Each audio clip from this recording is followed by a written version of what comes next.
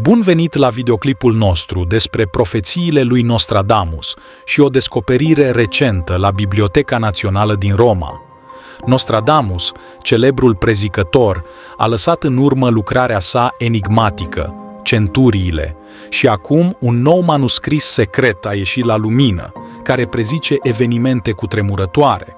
Haideți să analizăm împreună această enigmă și să înțelegem ce ne rezervă viitorul. Să începem! Uluitoarele profeții ale lui Nostradamus au fost scrise într-o lucrare de 4680 de versete, Centuriile, o carte încă enigmatică, în care sunt înscrise cu o precizie aproape matematică destinele unor conducători și popoare, calamități naturale și războaie, o concentrare a celor mai diverse evenimente prin care oamenii și istoria celor peste 400 de ani aveau să treacă, așa cum le prevăzuse Michel de Nostradam, medic francez și astrolog. În urmă cu 2 ani, la Biblioteca Națională din Roma, a fost descoperit un nou manuscris scris de Nostradamus. În cartea sa, Codul Nostradamus al III-lea război mondial, doctorul Michael Rathford pretinde că a descifrat noile scrieri și astfel a aflat că în 2023 se va declanșa o mare conflagrație mondială. Asta poate fi cu adevărat înspăimântătoare, având în vedere că previziunile pe termen scurt au fost în mare parte corecte. Se apreciază că 70% din profețiile lui s-au adeverit. Chiar și momentul propriei morți l-a apreciat corect, iar până în prezent au fost identificate mai multe evenimente care ar fi fost prevăzute de Nostradamus în centuriile sale. Arthur Crockett le numără în profețiile inedite ale lui Nostradamus: dominația maritimă a Marii Britanii, vreme de aproape 3 secole, moartea lui Giordano Bruno, revoltă anticomunistă din Ungaria, moartea lui Kennedy, căderea zidului Berlinului, războiul din fosta Iugoslavei și atacul de la 11 septembrie 2001. În 21 de ani de studiu al centuriilor, americanul Michael Radford n-a reușit să descopere o cheie originală de interpretare a profețiilor lui Nostradamus. În schimb, când a dat peste documentul îngropat vreme de 400 de ani, în arhivele Librăriei Naționale din Roma, a avut o revelație. O nouă viziune asupra perioadei actuale și viitoare a prins contur în urma decriptării manuscrisului. Acesta a fost dăruit de Nostradamus fiului său, care la rândul său l-a donat papei Urban al VIII-lea.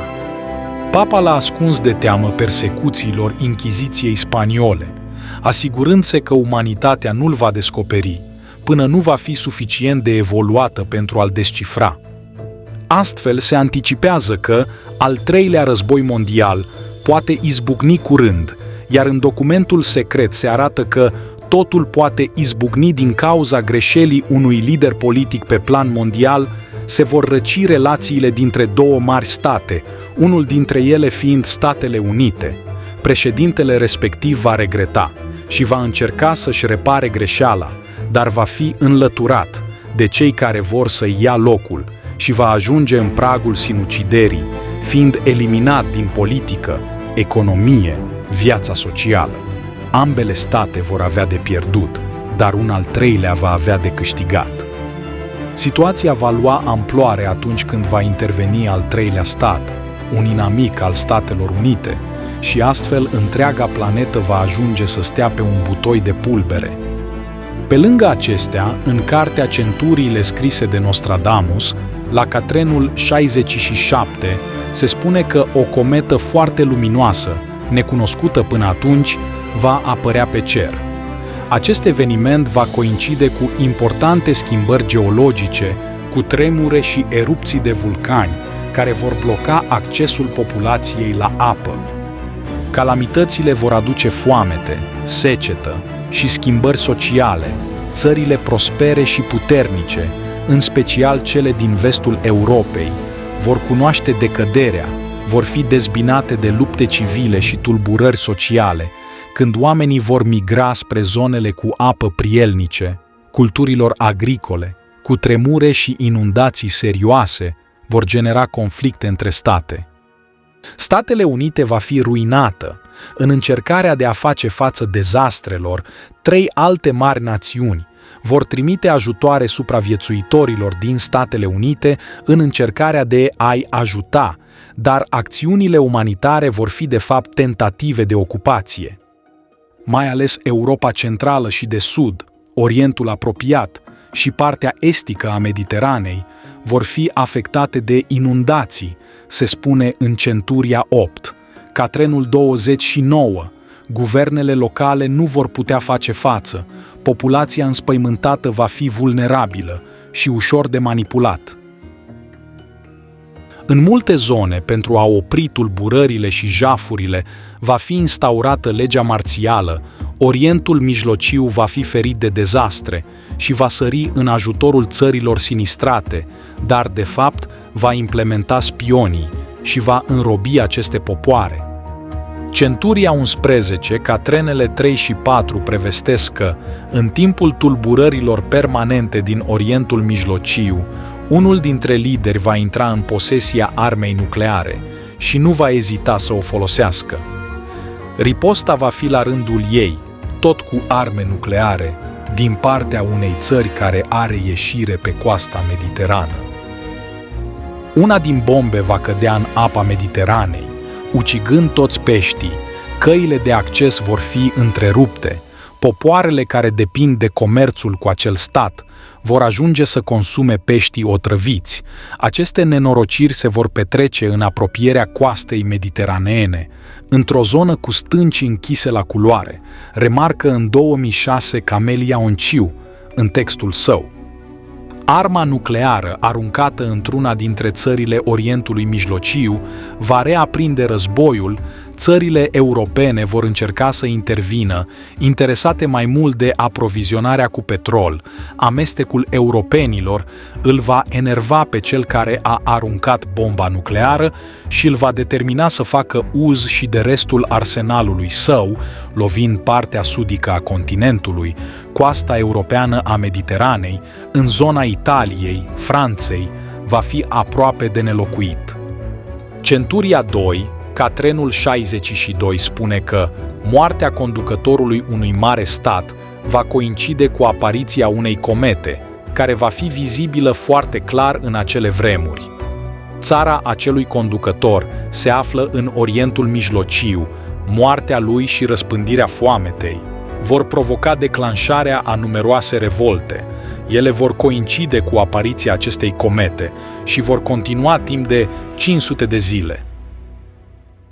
Centuria 2, Catrenul 48 descrie detaliile de război, rachetele vor cădea în partea sudică a Oceanului Atlantic, în apropierea unui submarin rusesc, comandantul submarinului va deschide focul asupra unui vas de suprafață american.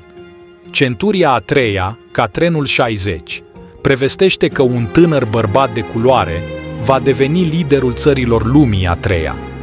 Principalul lui scop este unirea mai multor țări pentru a putea lupta contra superputerilor.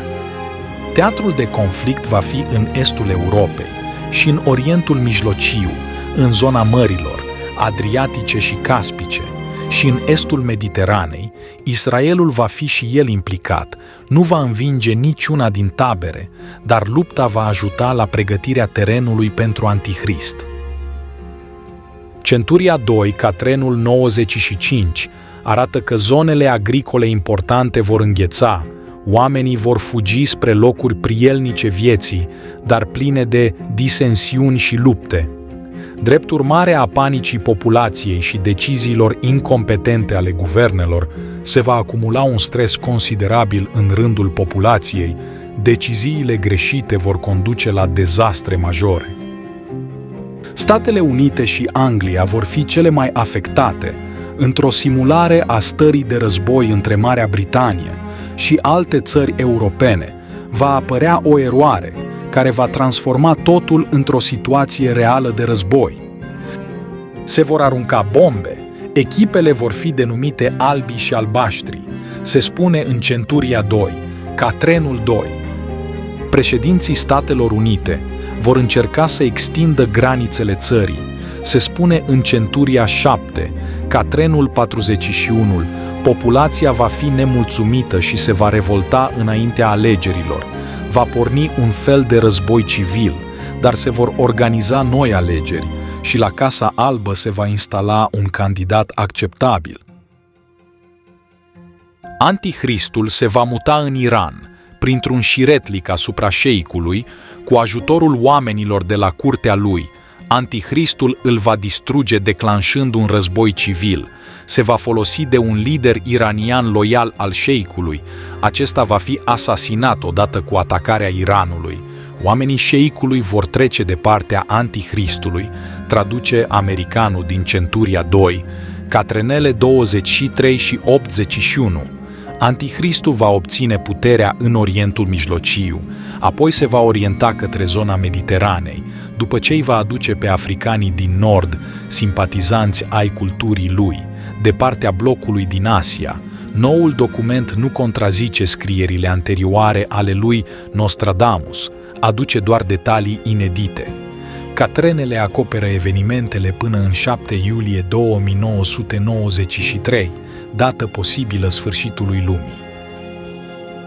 Pe mormântul lui Michel de Nostradam scrie: a murit la Salon în anul 1556, posteritate nu-i tulbura dulcea odihnă. Se pare că dorința nu i-a fost respectată de atunci și până astăzi, fiind necontenit pomenit. Născut la 14 decembrie 1503 în Franța, Nostradamus a fost cunoscut și când trăia și azi ca prezicător. Provenea dintr-o familie de negustori bogați, a studiat matematicile și medicina, ca medic s-a oferit voluntar să îngrijească victimele ciumei, boală care avea să-i răpună mai târziu prima soție și cei 2 copii. Multă vreme a fost un medic oarecare, până când a experimentat cu succes noi medicamente pe bază de plante. Nostradamus a rămas în istorie datorită centurilor sale, prima ediție fiind datată pe 3 mai 1555, însă debutul a fost cu 3 ani mai devreme, cu un tratat despre prăjituri și farduri. Pasionat de alchimie, el a pus la punct o serie de rețete pentru prăjituri medicamentoase, dar Nostradamus a fost interesat și de studiul astrelor, pasiune moștenită de la străbunicul său. Tot prevestind starea meteo la curtea Caterinei de Medici, i-a venit ideea să facă predicții și pentru viitorul îndepărtat. Centurile sunt scrise într-un limbaj codat. Acesta este motivul pentru care decriptarea lor dă naștere a zeci de variante. Românul Vlaicu Ionescu, un interpret celebru al scrierilor lui Nostradamus, confirmă iminența unui al treilea război mondial.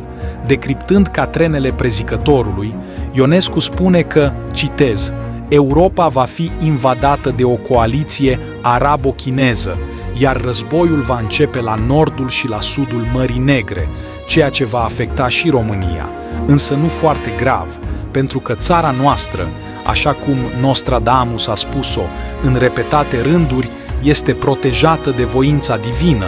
Am încheiat citatul. Războiul va fi devastator, dar nu va duce la sfârșitul lumii. Jean-Claude Bernard confirmă faptul că Nostradamus a prezis în Catrenul 8, 99, că 3 lideri vor prelua puterea la Roma.